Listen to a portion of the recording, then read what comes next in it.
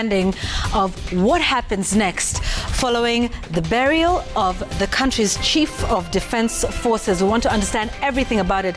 And I'm joined tonight by Brigadier Retired Ahmed Mohammed, who's a Senior Advisor, Defense and Security at the Horn International Institute for Strategic Studies. Brigadier, it's always good to host you on our shows here on Citizen. Thank you, Yvonne, for having me. Great. Let's start by understanding something. So we've never been in a situation in this country where the CDF dies in office.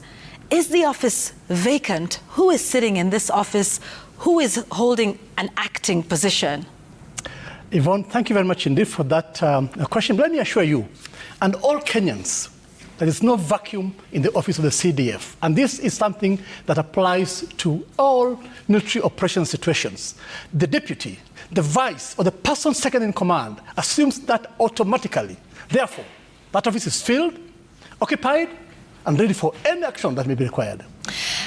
Have the military guidebooks, written something in anticipation of this, considering this was what we called it unprecedented and historic? So what do the military guidebooks, say about a time like this in this country? Yvonne, our customs, our traditions, our standing and operational orders all address this. And when it happens, in fact, the person is never told you're in charge. He assumes command automatically. It's never a vacuum in command.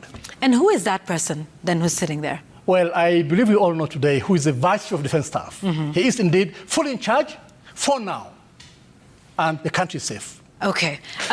What is the process of replacing a CDF? Because that's what many people want to know. How long does that process take? How long will we have to wait before somebody substantive is placed in that office? Well, as in line with all military promotions and appointments, it will start from the Defense Council, chaired by the minister, which will then provide that advice to the President Commander-in-Chief. And he will, at the right time, make that appointment. And that process is there any time limit? Do they have 6 months? Do they have 6 days? Do they have 1 year? Yvonne, it's a pleasure of the Commander-in-Chief. He has no time limit. When he feels appropriate, he will take that action. Okay, indeed. We have much more to talk about with you, Brigadier, to understand just what is happening and how important this role is of CDF, its history. We once called this position Chief of General Staff, and then today it is CDF.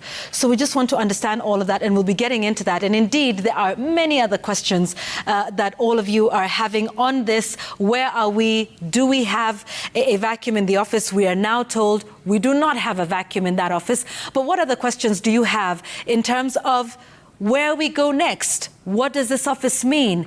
Everything that happened over the last 4 or 5 days in this country has been totally unprecedented. So we ask you to send in your questions regarding this. Please use the hashtag #TheExplainer.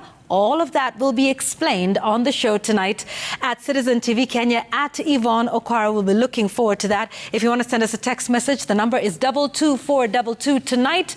It is all